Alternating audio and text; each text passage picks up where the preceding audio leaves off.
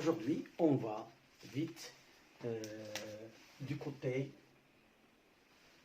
d'une œuvre très exceptionnelle, à savoir le dernier jour d'un condamné.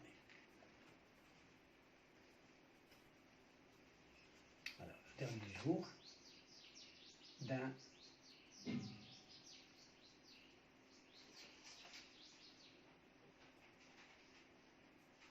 Alors, ce dernier jour d'un condamné, ok.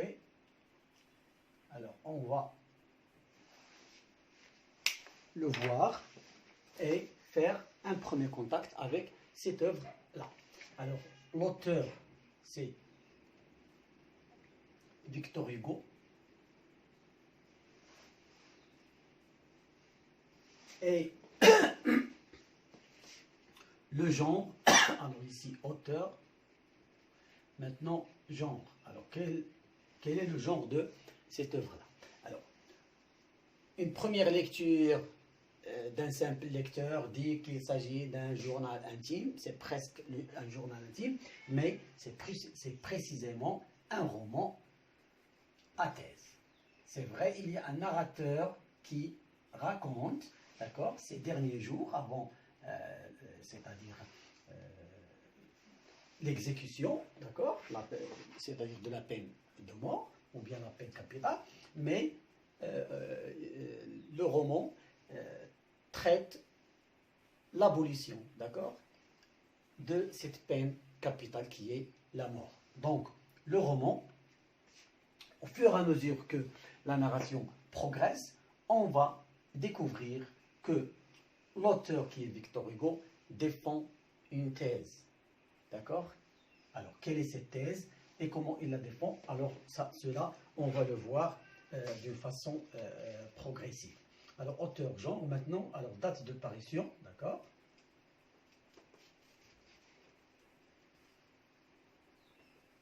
Date de parution, alors, 1829. Donc, on est ici au 19e siècle. Très bien. Alors, ce qui compte aussi pour ce roman-là, c'est que il comporte 89 chapitres. Alors, les chapitres sont au nombre de 89. Alors, on va essayer d'une façon très simple de décomposer ces chapitres-là et de trouver au moins un petit résumé pour chaque chapitre. Alors, après ce petit contact avec l'œuvre, alors maintenant, on passe à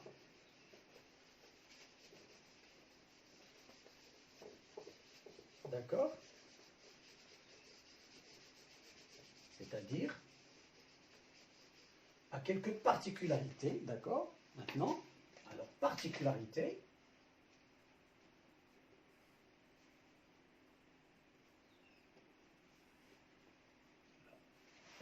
de cette œuvre-là. Alors, quelles sont ces particularités? Alors, d'abord, c'est un texte narratif, ok?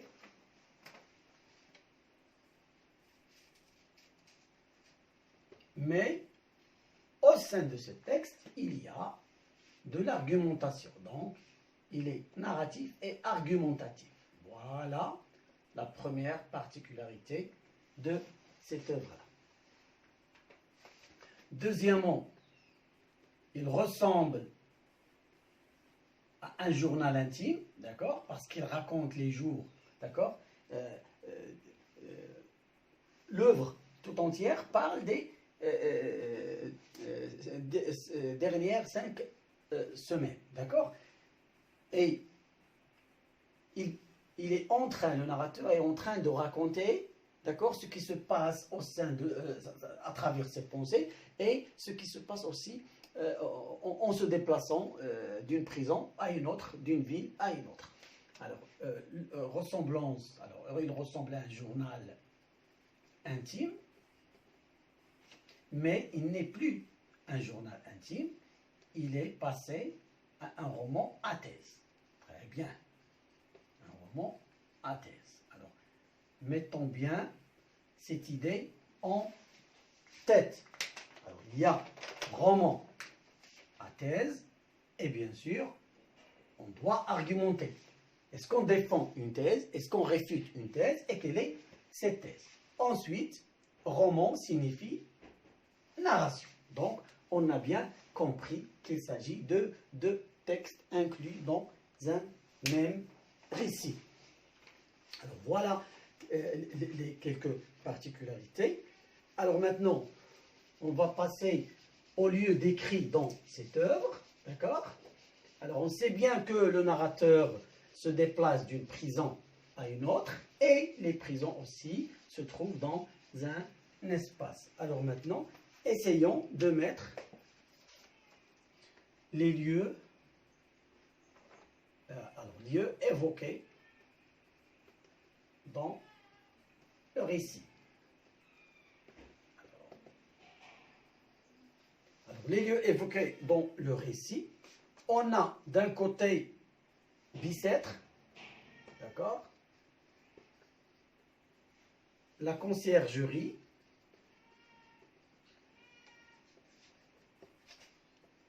et enfin l'hôtel de ville. Alors voilà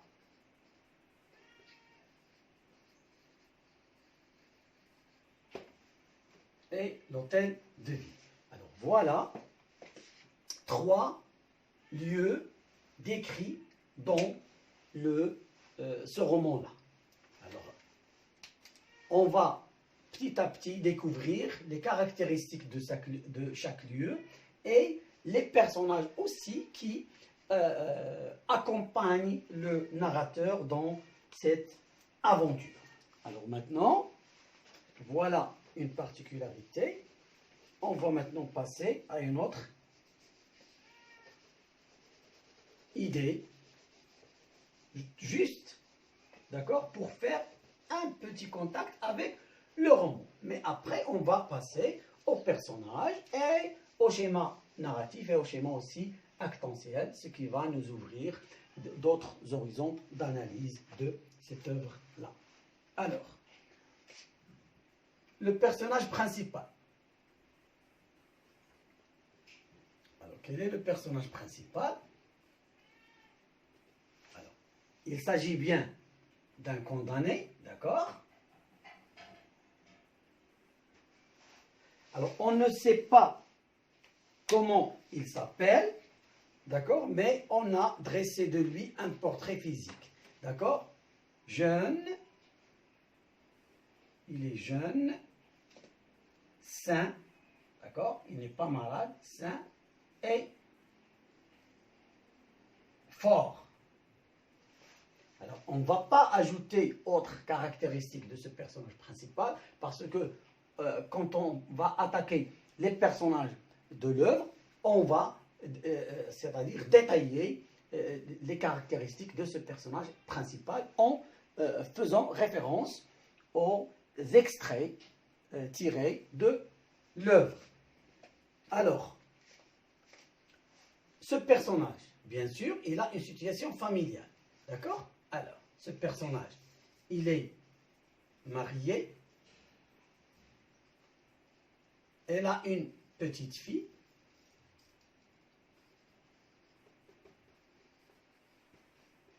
et il a une mère. Ok? Et il a une mère. Alors, la fille, elle est âgée de 3 ans, la maman de 60 ans. Voilà.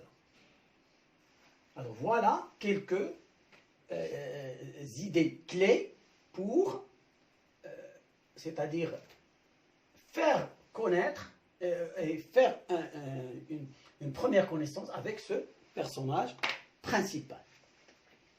Alors, après, bien sûr, ce petit aperçu sur le personnage principal, alors maintenant, essayons de passer à quelques indices. Alors, indice, d'accord, je l'ai appelé indice. d'accord, qui vont nous aider à mieux lire ce roman. Alors, le premier indice, c'est que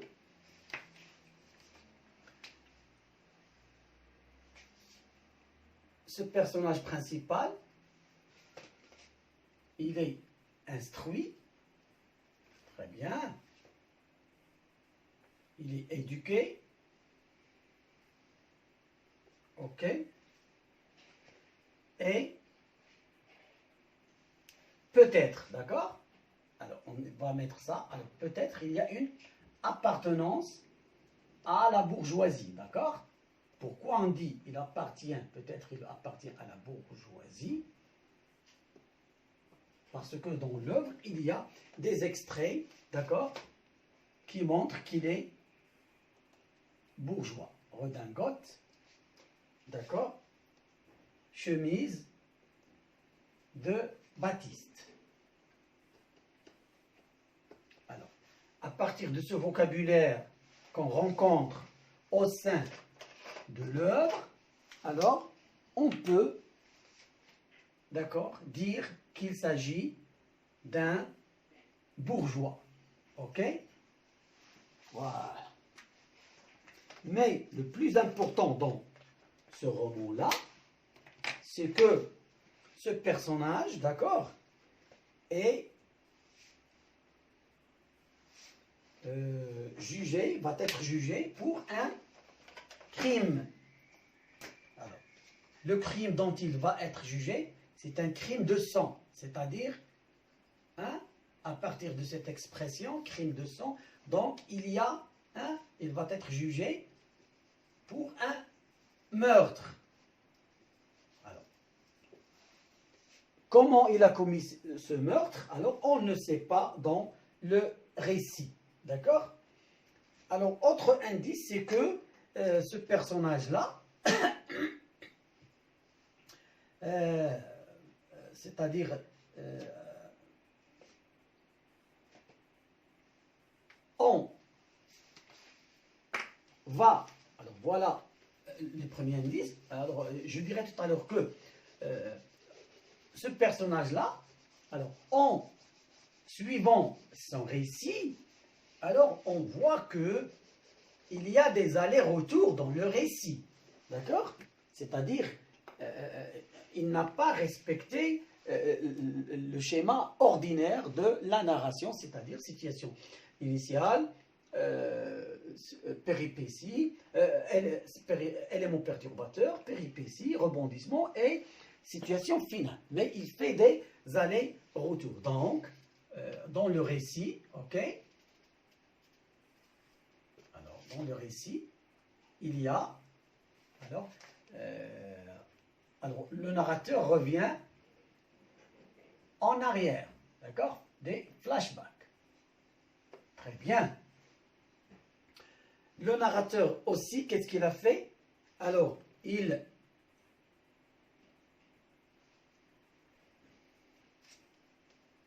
nous fait connaître les événements et les personnages d'un point de vue, d'accord? Alors, on a vu le point de vue interne, externe et zéro. Ici, d'un point de vue interne. C'est à travers les yeux du narrateur, l'esprit du narrateur, les pensées du narrateur, qu'on découvre les événements ainsi que les autres personnages. Dans le récit, alors à chaque fois, il essaie de décrire les personnages et de décrire les lieux. Pourquoi? Parce que le narrateur est ancré dans cette zone-là. Il rencontre des gens qui font partie du champ lexical de la prison, de la justice, et en même temps, il rencontre des espaces qui font aussi référence aux prisons, à la justice, au tribunal, etc. Donc, puisqu'il y a description, voilà, cette description est véhiculée à travers un bon nombre d'adjectifs. Donc, on va rencontrer un bon nombre d'adjectifs et ces adjectifs-là sont des adjectifs qualificatifs et avec plus de détails, ce sont des adjectifs qualificatifs. Alors je vais le marquer d'une autre couleur, péjoratif. Donc, péjoratif. Ce qui fait que il y a une dévalorisation de ce qu'il décrit. Ok? Parce que le narrateur ici met en question la peine de mort, les geôliers, c'est-à-dire le directeur de la prison. Alors tout ce qu'il rencontre, soit une personne, soit un espace. Alors il y a toujours une description péjorative. Alors, comme vous voyez, nous avons jusqu'ici essayé de donner un maximum d'indices, un maximum d'informations pour saisir, c'est-à-dire plus qu'une chose. Ça veut dire on va faire un premier contact, d'accord, à travers une lecture simple, et à travers un vocabulaire aussi simple, on a découvert, c'est-à-dire plusieurs mondes qui sont collés à cette œuvre-là. Alors, la réponse à laquelle on est toujours conduit c'est-à-dire à lui trouver, c'est-à-dire les mots convenables. Alors, tout au long du récit, alors, le sentiment, on a l'impression que ce condamné, il essaie de nous véhiculer ses émotions et ses sentiments. Alors, c'est un sentiment de désespoir, il est désespéré, donc il est convaincu, il est persuadé qu'il va être jugé pour la peine capitale. Donc, on va le faire tuer. Donc, désespoir. Il y a la peur, d'accord? Oui. Et aussi, on a la colère. Il est en colère contre cette peine, il est en colère contre les gens, les personnages qu'il rencontre, et il a peur d'être exécuté, et le désespoir le suit du premier jour où il a été incarcéré jusqu'au jour où il va être condamné. Ok? Alors voilà un autre indice. Autre chose aussi qu'on peut c'est-à-dire dévoiler, c'est que le narrateur décrit la prison et décrit ses sentiments et ses pensées. Donc, pourquoi ne pas poser cette question? Pourquoi décrit-il, d'accord? Alors, pourquoi décrit-il tout ce qu'il voit? Alors, on sait bien qu'il va passer plusieurs jours en prison, à la prison, d'accord? Et on va aussi l'accompagner jusqu'au jour où il va être condamné. Donc, il sait qu'il va passer quelques jours avant d'être condamné.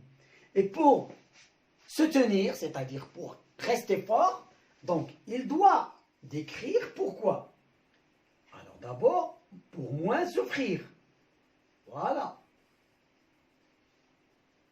N'est-ce pas? Donc, il veut apaiser sa souffrance, donc atténuer sa souffrance. Et on va voir que Victor Hugo, qui est un très grand auteur, il va multiplier les procédés rhétoriques, ou bien les figures de style, pour nous faire rapprocher de ces souffrances, pour nous faire rapprocher comment il conjugue cette souffrance. Aussi, on a le narrateur, il donne, pour donner une leçon au juge et à tous les gens qui ont rapport avec le tribunal. C'est-à-dire que le narrateur, ou bien il défend l'abolition, c'est-à-dire il défend l'abolition de la peine de mort, donc on ne veut plus mettre fin à la vie d'un condamné pour n'importe quel crime. Donc la peine de mort doit être abolie. Et pour cela, il donne des arguments.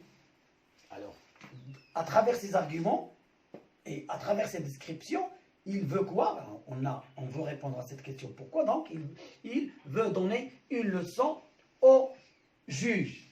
Et enfin, nous allons découvrir que le narrateur, d'accord? Alors, je vais trouver de l'espace. Alors, le narrateur,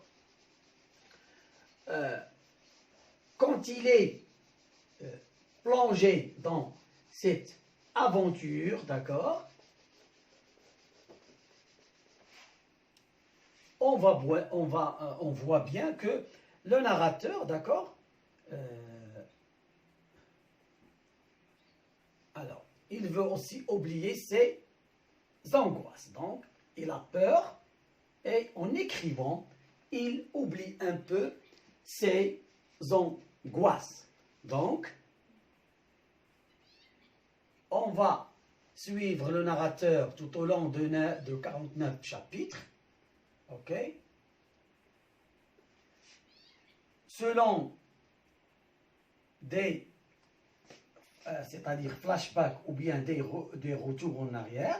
D'accord?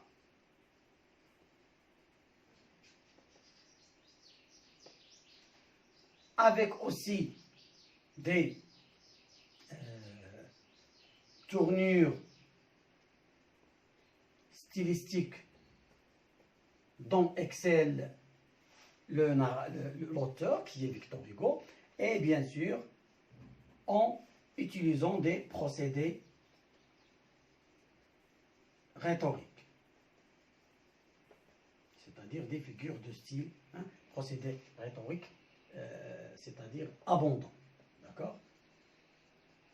Plusieurs procédés rhétoriques. Alors, comme ça, on a pu faire le premier contact avec le dernier jour d'un condamné de Victor Hugo, et dont le narrateur principal est un condamné à mort. Tout au long du récit, il y a de la narration et de l'argumentation.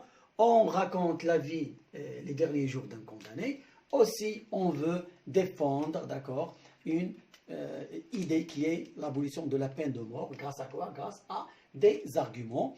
Et bien sûr, donc, nous sommes au sein du texte argumentatif. Alors, sur cela, je vous dis à la prochaine séance qui sera, Inch'Allah, consacrée au schéma narratif et au schéma actentiel.